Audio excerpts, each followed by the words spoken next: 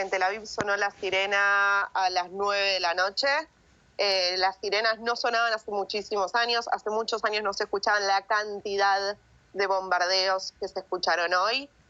Fueron más o menos 10 minutos en Tel Aviv y alrededores, donde impactaron alrededor de 130 misiles, con lo cual tuvimos que ir todos a refugiarnos, escuchamos los bombardeos. Explotó un micro en Jolón, que queda más o menos a 10 kilómetros de Tel Aviv.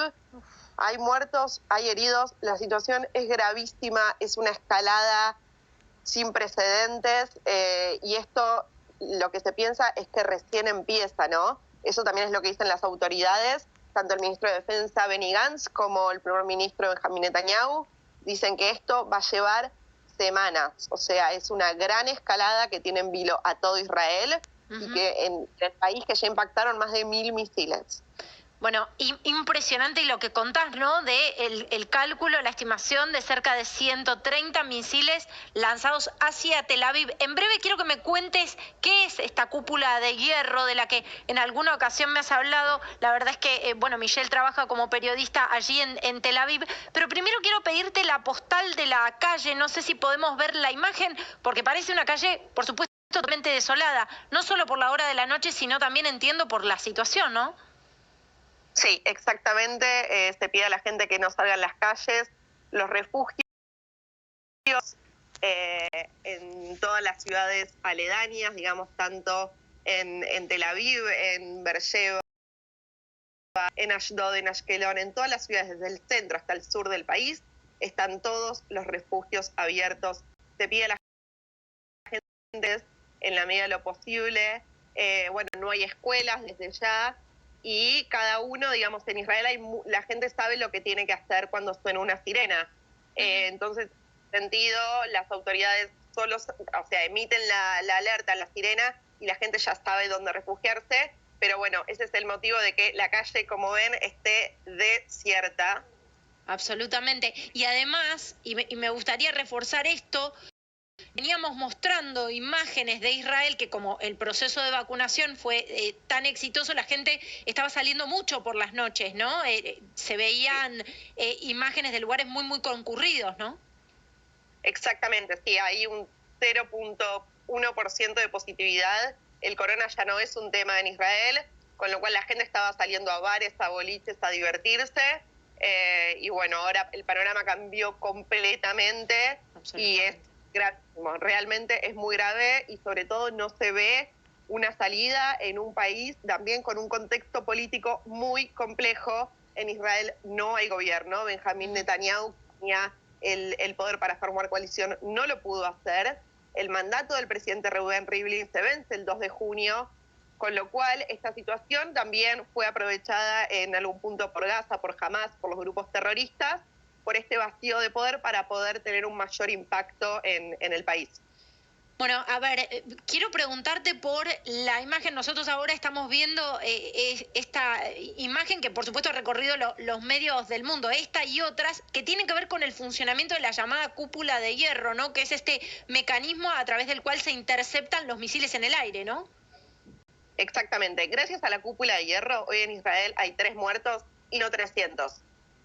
Porque no hay ninguna posibilidad que con más de 1000 misiles haya solamente 3 muertos. Israel tiene este sistema de defensa antiaérea, el más importante, lo tiene a lo ancho y a lo largo del país hace más de 10 años, y lo que hace la cúpula de hierro, tiene radares, y cuando un misil se aproxima, sale otro misil desde la cúpula, lo intercepta en el aire y explota. ¿Qué pasa con esto? Solamente sale la cúpula de hierro a explotar este misil si se determina que el misil va a caer en una zona poblada. Si el misil no va a caer en una zona poblada, no se hace el disparo. Y hay que tener en cuenta también que muchos de los disparos que lanzó Gaza cayeron por error dentro de la franja, lo cual además causó heridos. Entonces, la cúpula intercepta en general es el 90% de los misiles. También tiene una capacidad limitada, con lo cual frente a un lanzamiento de 300 misiles al mismo tiempo, la cúpula de hierro no tiene tampoco la capacidad para interceptar todos esos misiles, pero es gracias a la cúpula de hierro que en Israel mueren, lamentablemente, porque no debería morir nadie, mueren en ninguno de los dos lados, esto lo quiero decir, murieron 3 personas. Sin dudas. A ver, Michelle, explícanos qué viene pasando en las últimas semanas y cómo llegamos a esta escalada realmente en un punto muy, muy difícil, ¿no? Incluso para el debilitado gobierno de Netanyahu. Sí, exactamente, y creo que además el gobierno no esperaba esta reacción de parte de Gaza, de Hamas y de la Yihad Islámica. Me parece que los subestimaron y que los ataques que ocurrieron y que fueron la gota que rebalsó el vaso en Jerusalén el lunes a las 6 de la tarde fue una sorpresa para el gobierno que tuvo que rearmarse y pensar una estrategia de defensa. Ahora bien, los problemas iniciaron con el comienzo de Ramadán, que es esta celebración sagrada para los musulmanes.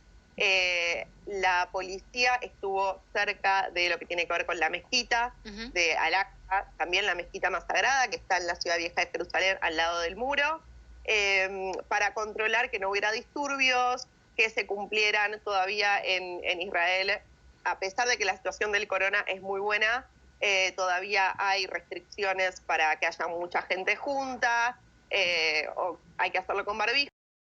Registraron disturbios con la policía en Jerusalén, eso por un lado. Por el otro lado, también el lunes fue el Día de Jerusalén, que para el judaísmo es un día festivo porque se festeja la reunificación de Jerusalén después de 1967, pero para los palestinos significa el Día de la Ocupación. Con lo cual ahí se genera una gran diferencia y fue algo que, si bien no fue determinante, sumó al conflicto.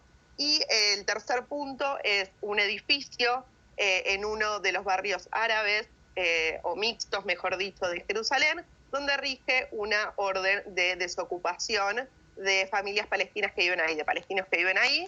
Es una orden que está en este momento en la Corte Suprema, con lo cual todos esos, ingredientes de alguna forma generaron muchísimos enfrentamientos entre policía y manifestantes. Y el lunes a las 4 de la tarde más o menos, Hamas salió a decir: si no retiran a toda la policía de la mezquita de Al-Aqsa, a las 6 de la tarde va a haber consecuencias. Y efectivamente fue lo que pasó, fue un ultimátum que cumplieron. A las 6 de la tarde del lunes cayeron alrededor de 5 misiles en Jerusalén. Por suerte no hubo muertos, hubo heridos leves. Y finalmente cumplieron con eso, y a partir de eso fue una escalada donde Israel respondió, Hamas respondió, Israel respondió, Hamas respondió, y estamos en este punto de respuesta continua y también de mucha, obviamente de mucha alerta, porque además también lo que pasa es que, por ejemplo, antes de, ¿por qué llegan los misiles a Tel Aviv? Que es otro gran tema, porque no suelen caer misiles en Tel Aviv. ¿Qué pasa con esto? Cuando Israel está por atacar un edificio de 13 pisos de Gaza, donde funcionan oficinas y donde también había representantes del Hamas y de la Yihad, lo que hacen es pedirle a la gente 1 hora antes que está en ese edificio que se retire porque no querían que hubiera muertos civiles. Finalmente, Hamas dice: si llegan a bombardear este edificio en Gaza, nosotros vamos a responder a este ataque. Y Tel Aviv se va a convertir en Ashkelon. Pues la amenaza, Ashkelon es una ciudad al sur de Tel Aviv, al sur de Israel, donde hay muchísimos misiles. Finalmente, este edificio fue impactado, un gran edificio de 13 pisos. Hamas respondió con 130 misiles en Tel Aviv en 10 minutos. Y claro, te agrego que no es de la cúpula de hierro. Cuando la cúpula intercepta misiles, salen también alertas, sirenas, para que la gente corra a refugiarse. El tema con esto es que depende la ciudad donde vos estás, el tiempo que tenés para refugiarte. Por ejemplo, en Tel Aviv es 1 minuto y medio, pero en ciudades como Sderot, que está a 1 kilómetro de Gaza, es de 15 segundos. Ay, es impresionante lo que contás. 15 segundos para ponerte a resguardo. Es casi el tiempo que te toma reaccionar frente a una situación crítica, ¿no? Es impresionante lo que contás, pero bueno, claramente, y porque esta tensión, por supuesto, viene de larga data también, los ciudadanos saben cómo actuar ante situaciones como estas absolutamente desesperantes y de una violencia impresionante. Michelle, muchísimas gracias, de verdad es muy tarde allá, te agradecemos especialmente por haber salido, por mostrarnos cómo están las calles de Tel Aviv a esta hora y por supuesto estamos atentos a las novedades. Muchas gracias. Gracias a vos.